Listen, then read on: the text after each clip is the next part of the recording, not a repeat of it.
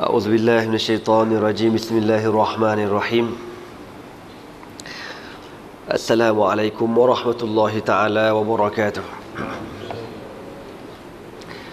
الحمد لله رب العالمين والصلاة والسلام على سيدنا محمد وعلى آله وصحبه أجمعين اللهم علمنا ما ينفعنا وانفعنا بما علمتنا وزدنا علما وعملا متقبلا وارزقنا رزقا حلالا كثيرا واسعا يا أرحم الراحمين اللهم إنا قد استودعناك بما علمتناه فارده إلينا عند حاجتنا إليه ولا تنسنا يا رب العالمين اللهم أخرجنا من ظلمات الجهل وأكرمنا بنور العلم وأحسن أخلاقنا بنور الحلم وصلى الله على سيدنا محمد وعلى آله وصحبه وبارك وسلم أما بعد Alhamdulillah, bersyukur kita kepada Allah Subhanahu wa taala kerana dengan taufik dan hidayahnya dapat sama-sama kita menunaikan solat maghrib secara berjemaah. InsyaAllah malam ni kita akan sambung kembali kuliah kita. Cuma malam ni saya tak baca Asmaul Husna pasal batuk tuan-tuan. InsyaAllah malam ni kita akan sambung kembali sirah tentang fadail as-sahabah, kemuliaan para sahabat Nabi radhiyallahu taala anhum ajma'in.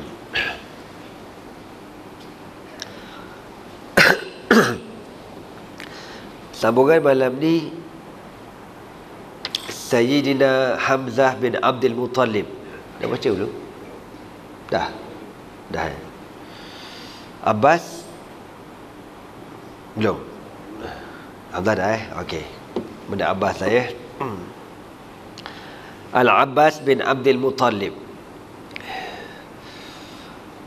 Bismillahirrahmanirrahim. Al-Abbas bin Abdul Muttalib Abul Fadl ammu Rasulillah sallallahu alaihi wasallam. Abbas bin Abdul Muttalib diberi gelaran Abul Fadl, bapa kepada Al-Fadl. Dia ada anak lelaki nama Al-Fadl. Kita Melayu panggil Fadli, orang Arab Fadl. Ammu Rasulullah sallallahu alaihi wasallam, merupakan pakcik Rasulullah sallallahu alaihi wasallam. Wulida qabla Rasulullah sallallahu alaihi wasallam bisanataini, dilahirkan 2 tahun lebih awal daripada Nabi, maknanya umur dia tua daripada Nabi 2 tahun. Min sadati Quraisy fil jahiliyyah wal Islam, merupakan seorang yang berpengaruh di zaman jahiliyah dan juga di zaman Islam. Wajadul khulafa al-Abbasiyyin, beliau juga merupakan moyang ataupun datuk kepada khalifah-khalifah Bani Abbasiyah. Jadi kalau kita baca dalam sejarah Islam tu, lepas habis 4 orang khulafa ur-Rashidun, Abu Bakrin wa Umar wa Uthman wa Ali, naik Bani Umayyah. Bani Umayyah anak kepada Umayyah, keturunan dia. Pengasas dia Muawiyah bin Abi Sufyan radhiyallahu taala anhu. Habis Bani Umayyah memerintah beberapa puluh tahun, diganti pula dengan Bani Abbasiyah. Jadi Bani Abbasiyah ni daripada keturunan Al-Abbas bin Abdul Muttalib. Wa kanat ilaihi fil jahiliyati as-siqayatu wa imaratul Masjidil Haram. Dan Abbas ini di zaman jahiliyah dia diberikan 2 tender. Bahasa saya tender lah. Maknanya dua kerja yang paling besar dekat Mekah ketika itu, iaitulah as-siqayah, memberi minum kepada orang yang datang pada musim haji, wa imaratil Masjidil Haram, dan menjaga Masjidil Haram. Dia zaman dulu tuan-tuan, dia ada 5 jawatan penting dalam Quraisy ini: siqayah, rifadah, yang ni imaratul masjid, hijabah, satu lagi apa? Jaga kunci Kaabah tu. Bagi minum, bagi makan, menjaga Kaabah, kunci, dan juga apa benda tu, memegang bendera perang. Jadi kalau pergi perang, siapa yang pegang bendera? Jadi berlakulah perbalahan antara anak beranak dulu ni. Jadi Al-Abbas dapat 2 tender. Siqayah, beri minum kepada orang datang musim haji, dan juga mengimarahkan Masjidil Haram. Orang dulu dia berebut nak buat kerja ni, dan dia tak tahu pun ada pahala. Dia orang pun tak percaya kepada dosa dan pahala, tapi dia orang buat kerja ni lebih kepada nak glamour. Dia perangai orang jahiliah zaman dulu. Dia nak pegang kunci Masjidil Haram, kunci Kaabah. Dia nak setiap tahun dia sanggup habis beribu-ribu, berjuta-juta bagi makan orang datang musim haji, bagi minum orang musim haji. Dia sanggup buat. Tapi bukan nak pahala. Dia nak apa tuan-tuan? Dia nak glamour, dia nak nama, supaya disebut-sebut nama keturunan dia orang ni sampai bila-bila. Oh, keturunan dia yang bagi kita makan. Oh, keturunan dia yang menjaga Makkah. Macam itulah tuan-tuan je. Macam ialah zaman Quraisy. Sekarang siapa yang memerintah Mekah? Saudi. Keturunan lah tu, keturunan Saudi. Mana ada negara yang nama negara tu dengan nama keturunan dia? Mana ada? Melaka. Ada Hang Tuah, mana ada? Melaka lah. Melaka kan asalnya daripada bahasa Arab. Malqa, tempat pertemuan. Malqa, keluarnya Melaka. Gitu. Yang bagi nama Melaka tu orang Arab lah tuan-tuan. Malqa, tempat pertemuan dekat Selat Melaka tu. Jadi keluarlah Melaka. Macam Lahabau lah kan kita kata. Lahabau tu bukan bahasa Melayu, bahasa Arab. Jangan main. Teror orang Melaka. Lahabau asalnya la khabara. La khabar. Kau orang Melaka kan tukar arjadiyu. Ulau. Kan? Lagi? Apa? Pagau. Pagau. Jadi khabar. Jadi khabau. Jadi bila orang Arab dulu tanya, kaifa halukum? Apa khabar? Fi khabar? Ada berita? Orang Melaka ni nak belajar kat Arab? La habau. Dia kata. La khabar mana tak ada berita. Asal la khabara, tak ada berita. Dapat ke Melaka? La habau. Dia kata. Sampailah sekarang. La habau lah kau ni. Maknanya okey je, tak ada apa la habau ni. Jadi tuan-tuan, tak adalah setahu saya je negara yang nama keturunan tak ada. Kalau lorong rumah tu biasalah, lorong Haji Kasim, lorong Piramli tu biasa. Ni negara mana ada, kecuali Saudi. Kan? Mamlakah Arabiah Saudiyah. Jordan, Syria, Lebanon, Palestin, nama-nama tempat Melaka, kecuali Saudi. Tu perangai jahiliah Arab tu, dia nak pegang nama tu. Sebab tu antara sebab kejatuhan kerajaan Dr. Mursi di Mesir atas konspirasi Saudi juga. Itu semua orang tahu Melaka. Sebab apa? Dia tak nak bila Mursi naik. Kalau Mursi naik, dan Mursi ni kan orang kuat beragama lah kita kata, dibimbangi dunia nanti akan mengalihkan pandangan kepada Mesir. Sebab Mesir pun dah ada Al-Azhar. Jadi diorang tak nak orang tengok ke arah Mesir. Buatlah konspirasi, akhir berpakat dengan Sisi tu, digulingkan Mursi. Turki pun macam tu juga. Diorang tengok Turki tengah naik sekarang ni. Ala kulli hal, ni semua perangai-perangai jahiliah yang Allah Ta'ala larang kita. Rasulullah SAW pun larang kita tak boleh buat gitu. Tapi nak kata macam mana, yang dilarang itulah yang dibuat oleh masyarakat Arab pada hari ini. Okey tuan-tuan, jadi Abbas di zaman jahiliah dia pegang 2 jawatan, siqayah, bagi makan, bagi minum, dan juga menjaga Masjidil Haram. Kunci Kaabah tu, kalau tak silap saya, sampai sekarang masih lagi dipegang oleh keturunan Bani Syaibah. Bani Syaibah tu daripada zaman dulu, zaman jahiliah sampai sekarang, keturunan dia yang pegang kunci Kaabah. Yang lain semua dah tak ada dah. siqayah, pegang bendera semua dah tak ada dah. Tinggal kunci saja. Hadara ma'a Rasulillah sallallahu alaihi wasallam bai'atul Aqabah qabla an yuslim. Al-Abbas menemani Rasulullah sallallahu alaihi wasallam pada malam perjanjian Aqabah. Perjanjian Aqabah yang kedua pada tahun 12 kenabian Nabi, ketika Rasulullah sallallahu alaihi wasallam membuat perjanjian dengan orang-orang daripada Yathrib ataupun Madinah. Jadi pertemuan berlaku 3 kali. Pertama tak rasmi. Pertama berlaku pada tahun 10 kenabian Nabi. Tu first Nabi bertemu dengan orang Madinah. Dia datang ke Mekah buat ibadat haji. Jadi pada malam tu Nabi pergi round dekat kawasan Mina, Muzdalifah, tengok dia berkemah ni. Nabi perkenalkan diri, Nabi dakwah. Dan semua kemah ni tak layan Nabi. Kau siapa kau? Nabi pun Nabi yang malam. Orang tidur berjemuk. Semua kemah halau Nabi. Sampailah Nabi dekat kemah. Orang-orang daripada Yathrib memperkenalkan diri Nabi. Dan ada orang ni bila tengok Nabi cerita, ada Rasulullah ilaikum khassah wa ilan nasi amah. Akulah Rasulullah yang Allah utuskan kepada kamu secara khususnya dan kepada seluruh umat manusia secara umumnya.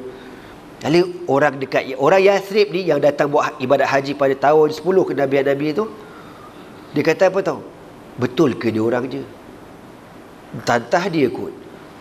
Kan? Jadi kenapa orang Yathrib tanya soalan tu? Kemah lain semua tak layan. Nabi pun dia Nabi Rasulullah mengarut dah. Kau nak jual apa kat sini? Bla bla bla. Semua halau belaka. Yathrib tak macam tu. Sebab orang Yathrib ataupun orang Madinah, dia berjiran dengan Yahudi. Yahudi tuan-tuan mencari Nabi SAW, Nabi akhir zaman, berkata-kata dicari.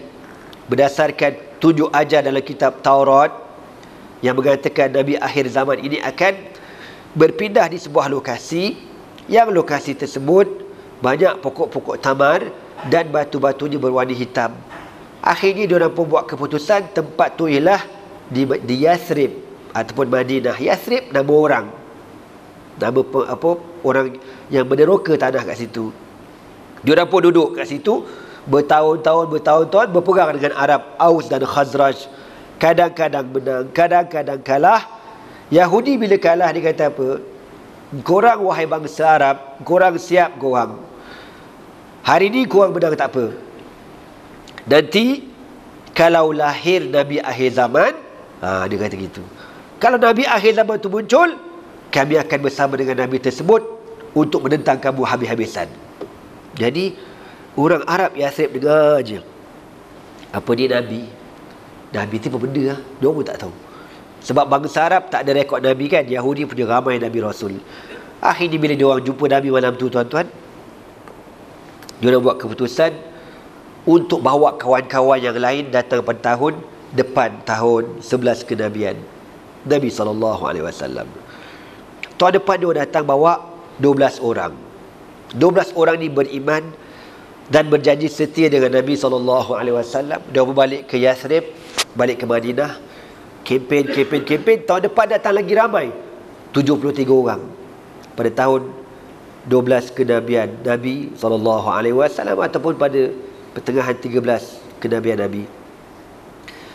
Jadi pada pertemuan yang kali ketiga inilah diorang buat perjanjian untuk mempertahankan Nabi habis-habisan. Jadi malam tu, malam bai'ah tu, malam perjanjian tu dibuat dekat mana? Dekat Aqabah, tempat melontar jamrah tu. Jadi perjanjian dikata kita akan jumpa Nabi malam ni pada pukul sekian-sekian. Kita letaklah pukul 3 pagi contoh. Jadi sahabat dikata, orang-orang Madinah kata, malam ni kita keluar pada kemah senyap-senyap. Kalau ada kawan kita yang tidur, biarkan dia tidur, jangan kejut dia. Biarkan dia tidur. Sebab apa tuan-tuan, kalau kejut nanti member tu dia buat gigau. Dia kata, nak pergi dah. Dia kata macam, nak pergi dah. Nanti orang kemah tanya, oi, nak pergi mana tu? Ajaklah kita orang sekali. Tak pasal-pasal satu kawasan semua tahu dia nak jumpa Nabi. Biar kalau tahu rahsia tu, dia akan diperangi oleh orang-orang Quraisy. Dipegang rahsia malam tu, dia pun keluar seorang demi seorang, bergerak keluar sampailah dekat Aqabah, tempat kita melontar jamrah tu. Tunggu Nabi. Tak lama kemudian Nabi datang dengan pakcik dia, Al-Abbas. Masa tu Al-Abbas tak beriman lagi. Dia datang, ringkas cerita, dia kata apa? Wahai orang Yathrib, ini anak saudara aku. Dan kami dekat Mekah menjaganya. Keselamatan dia kami jaga. Dan aku nak cakap satu benda dekat korang. Kalau korang betul-betul nak ambil Muhammad, nak terima dia, jaga dia betul-betul. Tapi kalau korang tak sanggup tanggung risiko, tak payah, lupakan niat korang, biarkan Muhammad kekal bersama kami. Lalu para sahabat yang beriman dikata apa ke Rasulullah, ya Rasulullah, cakaplah apa yang aku nak cakap. Maka Nabi pun letak 5 syarat kalau nak terima Nabi pindah ke Madinah. Yang pertama apa? Ni bai'ah lah ni. Bai'ah ni apa? Perjanjian. Aku janji. Okay, you pula. Apa? MOU, okay, you begitu. Hidung sumbat. Jadi yang pertama apa dia? Nabi kata, alal mar'i as-sam'u wa ta'atu fil mansyati wal makrah. Yang pertama Nabi kata, hendaklah kamu mentaati segala arahan aku. Kalau aku keluarkan arahan, semua kena ikut arahan. Larat ke tak larat, malas ke rajin, ikut arahan. Yang pertama. Yang kedua, ala nafaqah fil usri wal yusri. Hendaklah kamu menginfakkan harta benda kamu untuk perjuangan ini, dalam keadaan susah ataupun senang, kaya atau miskin. Kena sponsor perjuangan Islam, Nabi kata. Sebab tu tuan-tuan, kalau ada ustaz datang minta derma, jangan marah ke dia. Aku tak minta derma, contoh. Jadi kalau ada orang minta derma, nak buka sekolah ke apa, kita support. Sebab Nabi minta derma. Nabi minta. Nabi kata, ala nafaqati fil usri wal yusri. Hendaklah kamu support perjuangan Islam ini dalam keadaan susah ataupun senang. Yang ketiga, alal amri bil ma'ruf wan nahyi 'anil munkar. Hendaklah kamu menyuruh kepada kebaikan dan mencegah kemungkaran. Yang keempat, ala alla takhafu fillahi laumata laim. Jangan kamu takut untuk bercakap benar. Kadang ada orang takut nak cakap benar, takut orang marah ke dia. Nabi kata jangan takut. La takhafu fillahi laumata laim. Kalau benda tu betul, gua cakap. Jangan kau peduli, gua cakap, Nabi kata. Itu yang keempat. Yang akhir sekali apa dia? Ala tamna'uni indama wasaltu ilaikum kama tamna'una minhu nisa'akum wa abna'akum wa amwalakum falakum jannah. Yang akhir Nabi kata, hendaklah kamu mempertahankan aku ketika aku pindah ke Madinah besok, sebagaimana kamu pertahankan diri kamu sendiri, harta benda kamu sendiri, anak keluarga kamu sendiri, hatta nyawa kamu sendiri. Pertahankan aku macam tu. Ada setengah riwayat kata, bangkit seorang sahabat, dia kata apa? Ya Rasulullah, inahdu fa'alna zalik fama liqa'u zalik. Kalau kami sanggup terima risiko ni, 5 perkara. Pertama tak berat, kedua tak berat, ketiga tak berat, keempat yang akhir paling berat sekali, sanggup mati kerana Nabi. Apa kami dapat? Maka Nabi kata, al-jannah, syurga. Nabi tak cakap banyak, Nabi kata apa? Syurga.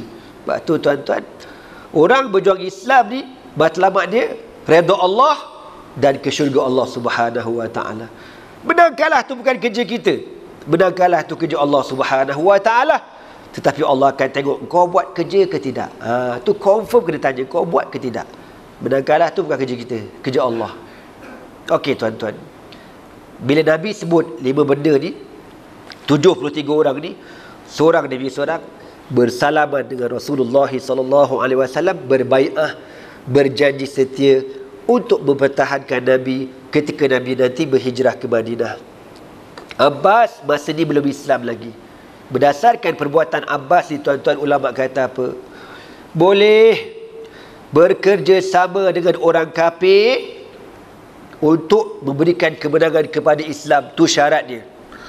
Apa kerjasama sekalipun, hatta kerjasama politik ke apa ke, yang penting ada kebaikan untuk Islam. Macam malam tu Abbas tak beriman, tapi dia nak jaga keselamatan Nabi SAW, membuat janji seti yang sulit sehingga orang dibalik ke Madinah, menyediakan tempat untuk Nabi SAW, dan akhirnya memberi keuntungan kepada Islam. Maka hukumnya boleh.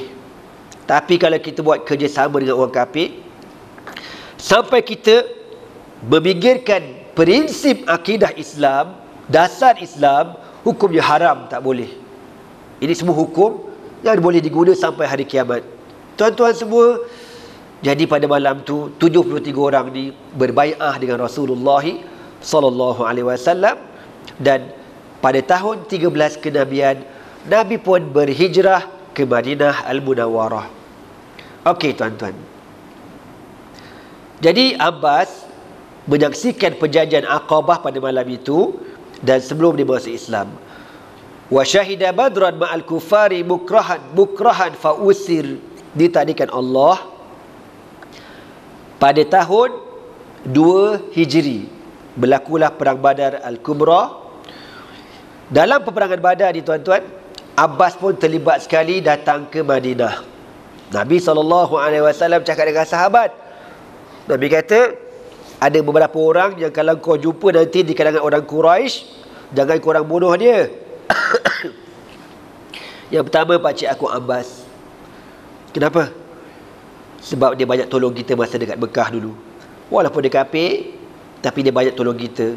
Yang kedua, antaranya Abul Bakhtari ataupun Abul Bukhturi.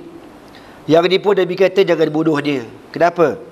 Sebab Abul Bakhtari ni, tuan-tuan, pada tahun 5 kenabian Nabi, kalau tak silap saya ya, pada tahun 5 awal-awal dululah, ataupun sebelum berlakunya peristiwa Al-Isra' wal Mi'raj, berlaku peristiwa pemboikotan besar-besar kepada Nabi dan keluarga Nabi. Selama 3 tahun Nabi dan keluarga Nabi tak ada dapat makanan yang cukup. Makan daun, dia makan kulit pokok. Abul Bukhturi ni dia kafir, tapi dia sakit hati tengok kezaliman yang dibuat oleh orang Quraisy kepada Nabi dan seluruh pengikut Nabi SAW. Dia ringkaskan cerita, Abul Bukhturi ni dia seludup beras, bahasa kita lah, ya. Dia seludup tepung gandum untuk bawa masuk ke dalam kawasan tempat Nabi dikepung tu. Dia bagi bantuan. Dan dia lah orang yang berpakat dengan 5 orang kawan-kawan dia supaya kita putuskan pemboikotan yang tidak berperi kemanusiaan ini. Dia antara yang lawan Abu Jahal masa tu. Dia kafir tuan-tuan, dia kafir, tapi dia benci kepada kezaliman. Ini pesen kafir yang bagus juga. Nabi kata kalau jumpa Abul Bukhturi dalam perang Badar nanti, jangan bunuh dia, tapi takdirnya dia kena bunuh juga tuan-tuan. Kesian. Ya. Ceritanya Abul Bukhturi ni, sahabat dah nampak dia tak? Tak kata ni, dia orang ni, jangan bunuh. Tapi tuan-tuan, silap juga Abul Bukhturi ni. Ialah ni semua kerja Allah belaka. Masa sahabat tengah lawan ni, sahabat tengah lawan ada seorang kafir, tengah-tengah lawan si kafir ni, Abul Bukhturi kata, jangan lawan dia tu kawan aku. Abul Bukhturi kata, orang Islam kata, Rasulullah pesan, engkau je jangan bunuh, kau dengan Abbas dan ada orang lain lah, yang ni kena bunuh. Bukhturi kata, kalau kau bunuh dia, maknanya kau nak bunuh aku. Dia pun lawan sahabat ni. Akhir sahabat terpaksa pertahankan diri, mati dia, mati kafir. Na'udzubillah min zalik. Okey. Jadi tuan-tuan, Abbas pergi perang Badar dipaksa. Dia tak nak pergi. Yelah, pakcik Nabi kan, takkan nak lawan anak saudara. Anak saudara pula baik punya manusia. Tapi Abu Jahal, Abu Lahab, Abu Labi, dia kan dah paksa. Kau jangan buat hal Abu Abbas. Orang dah bagi kau bermacam dah dekat Mekah ni. Projek apa je aku tak bagi, kan? Tender apa je aku tak bagi dekat kau. Jom pergi sekali. Yelah. Kena pergi tuan-tuan. Pergi lawan. Habis perang Badar, dia antara yang kena tawan dengan tentera Islam. Ditawan Abbas ni. Sumaftada binafsihi, sumaftada nafsahu. Bila kena tawan, nak dibuat apa ni, bayaran. Siapa yang nak dibebaskan zaman tu kena bayar wang tebusan. Jadi Abbas ni, dia kata ke Nabi apa, dia kata, Ya Muhammad, aku ni kan pakcik kau, aku mana ada duit. Orang lain kena bayar 400 dirham, 500 dirham, 300 dirham, bayar wang tebusan ke Nabi, balik ke Mekah, bayar balik ke Mekah. Aku mana ada duit. Nabi kata, ya ke pakcik tak ada duit? Ya betul, I swear tak ada. Nabi kata, bukan malam sebelum pakcik datang, pakcik kata dekat makcik, isteri kepada Abbas, apa pakcik kata ke makcik? Pakcik kata, ya Umal Nabi kata, pakcik ingat tak malam tu pakcik kata dekat makcik? Aku kata apa? Pakcik cakap, wahai isteriku, kalau abang mati dalam perang Badar, di kotak ni duit untuk engkau dengan anak-anak kita, duit sekolah, duit van, duit takaful, semua dalam ni. APF aku, KWSP, semua dalam ni. Kau simpanlah elok duit ni. Nabi kata macam tu. Ingat tak? Alamak, abang kata kantoi aku. Mana pakcik ni dia banyak duit. Lalu apa kata Abbas, kau tahu mana Muhammad? Ada CCTV ke masa tu? Ada recording? Tak. Allah bagi tahu pada aku. Lalu Abbas dia masuk Islam, tuan-tuan. Tapi dia kena bayar tebusan juga. Dia yang antara yang paling mahal lah. Wang tebusan dia kena bayar 400 dirham. Dan dia masuk Islam. Wa ada ila Makkah, dia balik ke Mekah. Wa aslamah, dan dia masuk Islam. Wa katama islamahu, dan dia sembunyikan keislaman dia. Tak ada orang tahu dia masuk Islam. Dia menyambar, relax. Kan? Contohlah, dia balik Mekah, sembang-sembang je, geng-geng lepak lah dengan geng Abu Labi kat Mekah tu. Lepak kedai mamak, main carom, tengok Smackdown. Contoh. Orang tak tahu dia dah Islam. Jadi, wa kana yaktubu li Rasulillah sallallahu alaihi wasallam bi akhbari Quraisy, dan tugas Abbas ni apa dia? Hantar berita, hantar maklumat terkini pada Nabi sallallahu alaihi wasallam. Bahasa kita jadi intelligent, jadi special branch untuk Nabi SAW. Jadi SB ni tuan-tuan, kena gaya dapat pahala, tak kena gaya berdosa. Itulah nak khabarnya, ya. Ada satu kes ya, ada dengar cerita betul ni. SB ni, dia ni diarahkan untuk intip ajaran Syiah, tuan-tuan. Dia pergi intip berhari-hari lama. Dia jadi Syiah kali tu. La haula wala quwwata illa billah. Dengan dia jadi Syiah. Inna lillahi wa inna ilaihi raji'un. Tu nak kabut SB, tak ada ilmu, rosak. Dengan dia jadi Syiah. Sekarang antara yang pemimpin, orang kata Syiah yang kuat lah, orang kata. Asalnya mengintip, lalat dengan dia sekali. Nak kabut teror Syiah tu lagi lah. Saya nak cerita sikit pengalaman lah. Dia dulu kan, dulu masa Selangor ni tuan-tuan, diperintah oleh kerajaan Majapahit. Ini cerita lama lah dia. Kita orang ni kan nak mengajar kena ada tauliah kan. Tauliah ni baguslah kan, untuk kita pastikan yang pengajar-pengajar ni tak bawa ajaran pelik-pelik, bukan Syiah, bukan Wahabi dan sebagainya. Tapi ni cerita zaman Majapahit dululah. Kita orang ni tuan-tuan nak dapat tauliah, sampai kena pergi balai. Lepas pada interview kat sini, balai polis pula. Saya pergi dekat balai polis Selayang masa tu. Saya ni tak tahu dia call. Dia kata, ni Ustaz Nazmi ke? Ya. Ana biasa kalau orang call tu nak jemput ceramah. Dia call, ni Ustaz Nazmi, ya saya. Ada apa tu pening-pening dia nak ceramah kat mana ya? Saya daripada balai polis Selayang. Dengar balai polis, kecut telur aku tu. Pergi lah. Pergi tuan-tuan. Panjang cerita, malas nak cerita, serabut kepala ingat. Tapi dia kata apa tau, ni SB ni kata apa, ada dua benda lah, banyak benda lah. Tapi yang pertama dia kata, Ustaz mandi wajib tak? Dia kata, yelah mandilah, kalau dah kena mandi wajib, mandilah. Dia kata apa, yang Ustaz mandi wajib ni tak sah.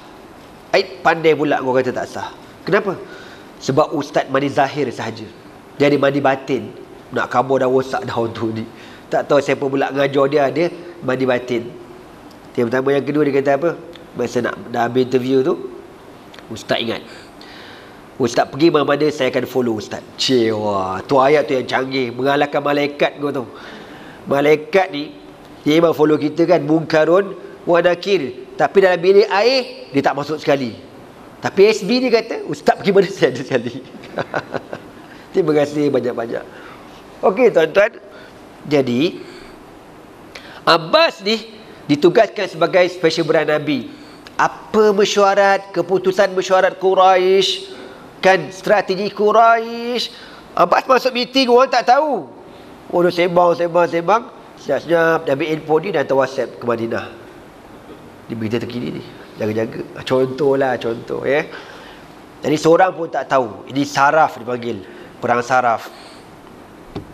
Wa kana yaktubu li Rasulillah sallallahu alaihi wasallam bi akhbari Quraisy. Wa arada an yuhajira faqala lahu Rasulullah sallallahu alaihi wasallam maqamuka bi Makkah khairun. Abbas ni dia kata ke Nabi, ya Rasulullah, izinkan aku berhijrah ke Madinah. Nabi kata, pak cik tak payah hijrah. Pak cik duduk dekat Mekah lagi bagus. Kedudukan pak cik, orang macam pak cik, kan, lagi duduk Mekah lagi bagus. Sebab banyak maklumat terkini Nabi dapat daripada Abbas. Jadi orang subhanallah kan, mana orang kafir walaupun dia tahu Abbas ni pakcik Nabi, tapi diorang tak suspek dia beriman dengan Nabi. Itu yang canggih tu. Padahal bini dia dah beriman tau. Ummul Fadl dah lama masuk Islam, Abbas tak masuk Islam lagi. Dia dah masuk Islam, dia bersama sekali lah. Tapi orang kafir Mekah ni, wallahualam, mungkin Abbas ni orang baik tuan-tuan ya. Mungkin dia orang baik, dia bergaul semua, dia tak kisah sesiapa pun. Jadi style macam tu boleh jadi intelligent, hantar maklumat ke Nabi SAW. Wa kana a'zaman nas inda Rasulillah SAW. Dia seorang yang amat dimuliakan oleh Rasulullah SAW. Dalam hadis ada kata, Nabi kata, sebagaimana Allah Ta'ala menjadikan aku Nabi yang paling akhir. Tidak ada Nabi, tidak ada Rasul lepas pada aku yang paling akhir. Begitulah juga Allah Ta'ala menjadikan kau orang yang paling akhir berhijrah ke Madinah. Last sekali dia akan hijrah pada tahun 8 Hijrah. Dia berhijrah ke Madinah radhiyallahu ta'ala anhu. Ya'tarifu lahu atau yu'tarafu lahu bisadadi ra'yi. Dikenali Abbas ini orang yang dia punya pandangan dia tepat. Kana Umar fi khilafatihi yastasqi bihi idza qahitu. Sayyidina Umar Al-Khattab di zaman pemerintahan Sayyidina Umar dia buat sembahyang al-istisqa. Hujan tak turun lama. Kalau tak silap saya 9 bulan hujan tak turun. Dia panggil Amur Rimadah. Kering, sekering-kering di Madinah tu. Tak turun hujan, orang ke buluh. Semua lapar belaka. Sampai Umar dia hantar surat dekat sahabat-sahabat yang duduk dekat Syria, duduk dekat Mesir, kan Islam kan dah menang kan, dekat Mesir dah menang, dekat Syam dah menang, dekat Yaman dah menang. Umar kata, hantar pakaian, hantar kain, hantar makanan, hantar minyak, hantar. Dia pun pakat share ramai-ramai, hantar bantuan ke Madinah. Itulah yang diorang share dalam Madinah. Umar ni dia tak makan. Dia makan apa tuan-tuan? Kalau perut dia bunyi lapar, dia ambil minyak zaitun, dia titik. Dia kata ke perut dia, uskut, diam, falaisalaka illa zait. Kau tak ada makanan kecuali zaitun, diam. Dia titik, diam perut tu. Faham bahasa tuan-tuan. Cuba perut kita macam tu, kruk kruk kruk kruk. Kita pun kodon-kodon lah ambil air, diam kruk. Lagi kuat tuan-tuan. Lagi kena mamak lah tu. Kenal dah muka kau, muka berdarah kuat. Sayyidina Umar dia cakap, dia kalah minyak zaitun lah tuan-tuan, dengan tak sedap je. Tapi elok amal minyak zaitun dia mengurangkan kolesterol. Saya taklah terror, tapi eloklah sebab Allah kata watini wa zaitun, kan? Dalam Quran pun sebut zaitunatin la syarqiyatin wala gharbiyah. Pokok zaitun ni tuan-tuan, Allah Ta'ala kata dia punya lokasi tidak di timur, tidak di barat, dekat tengah-tengah kawasan Mediterranean tu, kat situ. Kenapa? Kawasan tu wallahu alam lah ya, kalau kat belah Syria, Turki, Jordan ni semua, bila matahari naik Pokok zaitun ni dapat cahaya matahari yang cukup. Matahari tegak pun cukup. Ketika matahari tenggelam pun cukup dapat cahaya matahari, menyebabkan dia menghasilkan kualiti minyak yang cukup berkualiti. Dia tak macam pokok-pokok lain. Pokok sawit dia ada kualiti dia, tapi tak sehebat zaitun, sebab dia tak dapat cahaya matahari yang cukup. Tak cahaya lepak dekat pokok sawit tu. Dia dah pagi sampai ke malam. Tapi Quran sebut la syarqiyatin wala gharbiyatin yakadu zaituha yudhi'u walau lam tamsashu nar nurun ala nur. Elok amalkan minyak zaitun. Jadi Sayyidina Umar dia titik minyak zaitun, diam. Perut dia pun diam. Subhanallah. Hebat Umar ni. Manusia luar biasa. Kurus orangnya. Zaman dia memerintah. Okey. Jadi masa zaman tu tuan-tuan kena kemarau panjang. Last kali diorang pun lepas habis minta sembahyang pun semua, Umar pun panggil Al-Abbas. Abbas dah tua dah masa tu. Umar pun sembahyang dan dia kata ke apa ke Abbas, tolonglah doa pada Allah supaya Allah Ta'ala turunkan hujan. Abbas pun berdoa pada Allah. Tak ada habis doa, datang awan mendung, turun hujan selebat-lebatnya. Tak berhenti hampir seminggu. Subhanallah. Tu keberkatan Al-Abbas radhiyallahu ta'ala anhu. Tufiya bil Madinah. Al-Abbas meninggal dunia di Madinah sanata sintaini wa thalathin pada tahun 32 Hijri. Wa dufina bil Baqi, dan dikebumikan di perkuburan Baqi Al-Gharqad. Okey tuan-tuan. Antara hadis yang disebutkan di sini kemuliaan Abbas, qala an Israil an Abdul A'la annahu sami'a Sa'id bin Jubair yaqul akhbarani ibnu Abbas anna Nabiy sallallahu alaihi wasallam qala innal Abbas minni wa ana minhu. Nabi kata apa? Sesungguhnya Abbas daripadaku dan aku daripada Abbas. Dalam hadis yang lain, an Sa'd bin Abi Waqqas qala qala Rasulullah sallallahu alaihi wasallam lil Abbas bin Abdul Muttalib hadha al-Abbas ibn Abdul Muttalib ajwadun nasi ajwadu Quraisy kaffan wa awsaliha ajwadun nasi kaffan wa awsaluha. Nabi kata, inilah Abbas bin Abdul Muttalib, orang Quraisy yang paling pemurah dan juga dikata kat sini ajwadun Quraisy kaffan, pada tapak tangan paling luas, suka menderma, suka bagi bantuan ke orang. Macam ada perangai di zaman jahiliah baik, begitulah juga bila dah masuk Islam, dia teruskan kebaikan tu. Wa awsaluha, dan orang yang paling kuat menyambung talian silaturrahim. Dalam hadis yang lain dikata kat sini, an Yazid bin Hayyan qala antalaqtu ana wa Husain bin Samurah bin Umar bin Muslim ila Zaid bin Arqam fajalasna ilaihi qala Husain ya Zaid hadithna ma sami'ta min Rasulillah sallallahu alaihi wasallam wa ma syahidta ma'ah. Satu hari ada seorang sahabat bernama Yazid bin Hayyan. Dia kata, aku berjalan dengan Husain dan juga aku berjalan dengan Husain bertemu dengan seorang sahabat bernama Zaid bin Arqam. Lalu Husain dikata dekat Zaid bin Arqam, dia kata apa? Wahai Zaid, ceritakan kepada kami apa yang pernah kau dengar daripada Rasulullah sallallahu alaihi wasallam dan apa yang pernah kau saksikan bersama Nabi. Zaid pun cerita, qala, dia kata gini, qama Rasulullah sallallahu alaihi wasallam bima'in yud'a khamiyan atau khumiyan. Satu hari Nabi sallallahu alaihi wasallam berada di sebuah kawasan, nama kawasan tu Ghadirul Khum, nama tempat tu. Ada kawasan macam kawasan oasis, kawasan ada air dekat tengah padang pasir ni, dia panggil Ghadirul Khum. Fahamidallah wa asna alaih. Nabi pun memuji dan memuji Allah Subhanahu wa taala. Wa wa'adha wa dzakara. Nabi nasihatkan kami, Nabi pesan kami. Kemudian Nabi kata apa? Amma ba'du. ayuhan nas, wahai manusia, innama ana basyarun, sesungguhnya aku ni manusia, yushiku ayatiyani rasulu rabbi faujibuhu, rasa-rasanya dah tak lama akan datang pesuruh Allah kepadaku untuk aku menyahut panggilannya. Pesuruh Allah tu maknanya malaikat maut nak ambil nyawa aku. Ucapan Nabi ni tuan-tuan di tahun, kalau tak salah saya lah ya, tahun 10 Hijri lebih kurang. Tahun Nabi kan wafat pada tahun 11 Hijrah. Ini balik pada buat ibadat haji kalau tak salah anda.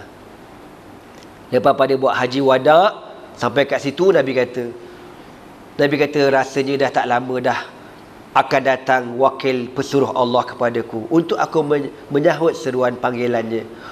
Wa inni tarikun fikum thaqalain, dan aku akan meninggalkan kepada kamu semua dua perkara yang berat. Awaluhuma, yang pertama kitabullah Al-Quran. Fihil huda wan nur, pada Quran itu ada petunjuk dan cahaya Allah Subhanahu wa taala. Wa man istamsaka bih wa akhadha bihi kana 'alal huda. Barang siapa yang berpegang dengan Al-Quran, mengambil apa-apa yang di dalam Al-Quran, maka orang itu akan mendapat petunjuk Allah. Quran ni tuan-tuan, belum kita beramal, baru baca dah dapat pahala. Kan? Baca, tengok Quran, confirm dapat pahala. Tengok WhatsApp dapat pahala tak? Confirm tak dapat. Tak tahulah kot tuan-tuan jumpa riwayat baru kot, fadilat baca WhatsApp. Siapa yang mengamalkan baca WhatsApp setiap malam sebelum tidur, wah, maka dia akan terpelihara daripada kefakiran. Mana ada? Tak ada. Itu nampak sangat kelentong. Tapi Quran confirm, larat ke tak larat, tengok Quran, baca Quran, confirm dapat pahala.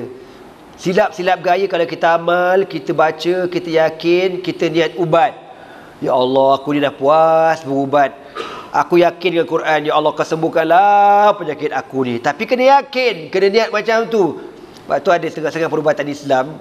Kan kalau air gini kan, kita baca Quran, baca, kita tiup. Masa minum tu niat macam makan ubat. Bayangkan ayat Quran tu macam Panadol lah gitu. Itu yang beramal jadi. Jadi tuan-tuan, Quran ni syifaun, penyembuh semua jenis penyakit, penyakit hati dan sebagainya. Itu baru baca biasa, belum beramal, belum ikut segala-galanya. Sebab tu bila baca benda gini kan, agak-agaklah tuan-tuan, bilakah seluruh dunia ni akan kembali kepada Al-Quran dan sunnah Nabi SAW? Bila agak-agaknya? Bila keluarnya Imamul Mahdi. Imam Mahdi keluar besok, dia akan kembali kepada Al-Quran, kembali kepada As-Sunnah, sampai kalau Al-Imam Ibn Kathir sebut dalam tafsir dia, dia kata sampai punya berkatnya masa tu tuan-tuan, buah delima sebiji boleh kongsi berpuluh orang. Tak tahulah besar mana delima tu. Kulit delima tu boleh buat payung, kau tahu. Besar bapak delima. Itu delima. Tuan-tuan bayang zaman Imam Mahdi besok, durian busangking besar mana? Smackdown. Besar gila. Bawa sebiji boleh makan sekampung. Kan zaman tu kita tak payahlah buat loan bank dan buat rumah semua mengarut. Padahal ambil kulit buah-buahan buat rumah, settle. Cantik.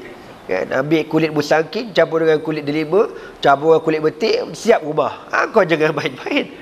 Ini zaman berkat, subhanallah. Berkat sangat-sangat. Pokok tumbuh tak payah baja, tak payah.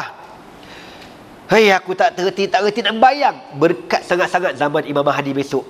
Di zaman Nabi Isa turun besok. Kalau kita hari ni contoh kalau musim cuti sekolah kan. Cuti sekolah nak pergi mana? Gimana? Pergilah Langkawi ke, Pulau Tioman ke, Pulau Perhentian ke. Nak pergi overseas, duit tak ada. Mahal gila. Pergi je lah dalam Malaysia ni kan. Zaman Imam Mahdi besok, cuti sekolah nak pergi mana? Kita pergi London dah. Relax kan. Bukan cuti sekolah, weekend. Minggu depan ni kita nak jogging kat mana? Kita biasa jogging bukan cerakah. Apa barang bukan cakap, kita pergi Everest lah. Everest. Jangan babi tuan-tuan. Nak kamu berkatnya, nak bantu murah segala-galanya. Kita kadang-kadang kan fikir seorang-seorang, nak aku hidup zaman tu. Tapi nak menghadapi zaman tu punya fitnah, sebelum zaman Imam Mahdi, keluar Dajjal dulu. Allahu Akbar. Takut, na'udzubillah min zalik. Zaman Imam Mahdi besok, entahlah, seronok hidup ni kan. Berkat, GST tak ada. Contoh kan. Semua tol tak ada tuan-tuan. Jalan raya tak ada jam, balik kampung tak jam, best. Berkat sungguh-sungguh. Sekarang kalau balik kampung, lemak. Kena raya haji, raya puasa. Saya balik ke Maman tuan-tuan, kalau biasa 4 jam lah, tu paling malas buat kereta lah 4 jam. Baru ni raya haji aku balik 10 jam. Innalillahi wa inna. Rasa sempat ke tu tuan-tuan? Macam tak sempat aja rasa. Okeylah, itu berkat. Jadi Nabi kata, siapa berpegang dengan Al-Quran, mengikut Al-Quran, maka dia di atas petunjuk. Waman akhta'ahu, siapa yang lawan Al-Quran, wa takrah, dan tak suka Al-Quran, kana ala dhalalah, orang itu di atas kesesatan. Na'udzubillah min zalik.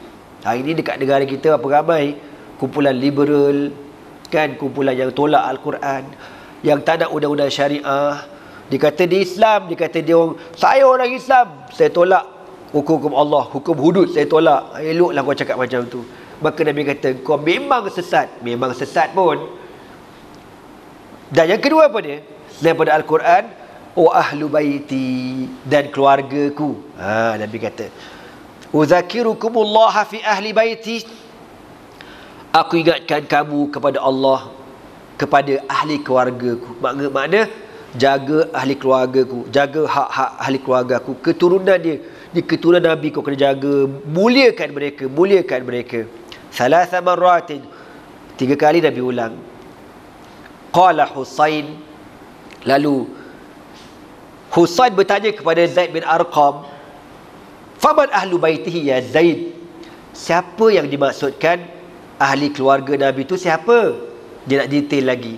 Dia pun tanya, alaysa nisa'uhu min ahli baitihi, bukankah isteri-isteri Nabi ni termasuk di kalangan keluarga Nabi? Apa kata Zaid bin Arqam? Bala, ya betul, inna nisa'ahu min ahli baitihi, isteri-isteri Nabi termasuk di kalangan keluarga Nabi. Walakin, tetapi ahlu baitihi dimaksudkan di sini siapa dia? Man hurima sadaqah, mereka yang diharamkan terima sedekah, terima zakat. Siapa mereka? Nabi Zaid kata ada 4. Alu Aliyin, keluarga Ali bin Abi Talib. Wa alu Aqilin, keluarga Aqil bin Abi Talib, abang kepada Sayyidina Ali. Wa alu Ja'farah, dan keluarga Ja'far. Wa alu Abbas, dan keluarga Abbas. Ni semua merupakan alu baitin Nabi, keluarga Nabi sallallahu alaihi wasallam. Macam Habib Omar yang datang sekarang ni kan, tu salah keturunannya bersambung kepada Sayyidina Husain, adik kepada Sayyidina Al-Hasan radhiyallahu taala anhum ajma'in. Jadi kita ni hormatlah orang-orang alim ni. Ya, semoga kita dapatlah insya-Allah syafaat Rasulullah sallallahu alaihi wasallam di padang mahsyar besok. Kalau tuan-tuan tengok ya, orang Arab yang hujung dia ada, orang Arab ni keturunan Nabi ni biasa daripada 2, Al-Hasan dan Husain. Kalau hujung dia ada Al-Hasani, itu keturunan Sayyidina Hasan. Dan kebiasaannya orang keturunan Sayyidina Hasan ni orangnya putih-putih, merah-merah, cantik. Ya, sebab Hasan ni dia mirip, betul-betul mirip atuk dia, ikut muka Nabi, ikut muka mak Fatimah. Husain adik dia ikut muka abah dia Sayyidina Ali. Sayyidina Ali kulit dia asmar, sawo matang, tapi bukan Jawa. Tapi tak putih lah. Mungkin macam aku kot cewa. Ya, maknanya kulit gelap.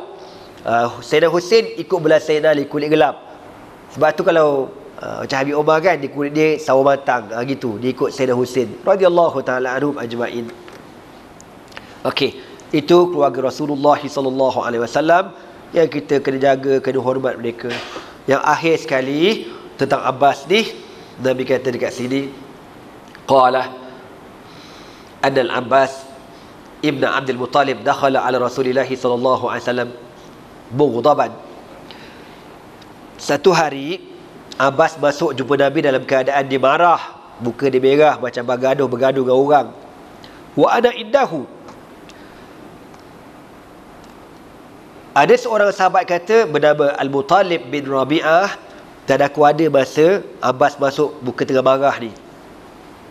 Faqala, maka Nabi kata dekat Abbas, ma'aghdabak, pakcik marah kat siapa ni? Kenapa pakcik marah ni? Apa kata Abbas? Ya Rasulullah, ma lana wali Quraisyin, kenapa orang Quraisy tak puas hati dengan kita? Kenapa orang Quraisy tak puas hati dengan kita? Idza talaqaw bainahum talaqaw biwujuhin mubsyiratin. Puak-puak Quraisy ni kalau jumpa geng-geng dia, senyum sengih belaka jumpa geng-geng dia. Wa idza laquna bi ghairi zalik. Tapi jumpa je kita, semua muka macam muka malas nak tegur lah, muka nak boykot. Jampah aku kawan dengan Muhammad, Abbas ni. Macam tu lah. Orang tak suka dengan Abbas ni, sebab Abbas ni jaga Nabi. Faghadiba Rasulullah sallallahu alaihi wasallam wa ahmarra wajhu hatta ahmarra wajhu. Lalu Nabi marah sehingga merah muka Nabi. Nabi kata apa? Wallazi nafsi Muhammadin biyadihi, demi Allah yang diri Muhammad berada di dalam kekuasaannya, la yadkhulu qalba rajulin al-iman hatta yuhibbakum lillahi wa li rasulihi. Nabi kata, demi Allah yang diriku berada di dalam kekuasaannya, tidak masuk iman di dalam hati kamu sehingga kamu menyayangi Allah dan menyayangi Rasulullah. Subaqal, kemudian Nabi kata apa? Ya ayuhan nas, wahai manusia, man adza ammi, siapa yang buat sakit hati pakcik aku Abbas, faqad azani, dia buat sakit hati aku. Kau sentuh Abbas, maknanya sama kau sentuh aku. Kau buat sakit hati dia, sama kau buat sakit hati aku. Innama ammu rajuli sidwa abih. Pakcik ni dengan kita macam kita dengan bapak kita. Sebab pakcik kan adik-beradik dengan abah kan. Jadi kalau abah tak ada, pakcik bela kita. Macam itulah kedudukan pakcik, mesti dihormati. Kan Nabi, masa Nabi kecil, bila abah Nabi meninggal, siapa jaga Nabi? Atuk kan, Abdul Muttalib. Bila Abdul Muttalib meninggal dunia, yang jaga Nabi Abu Talib. Terus ambil bela Nabi SAW. Sayang sungguh dia ke Nabi.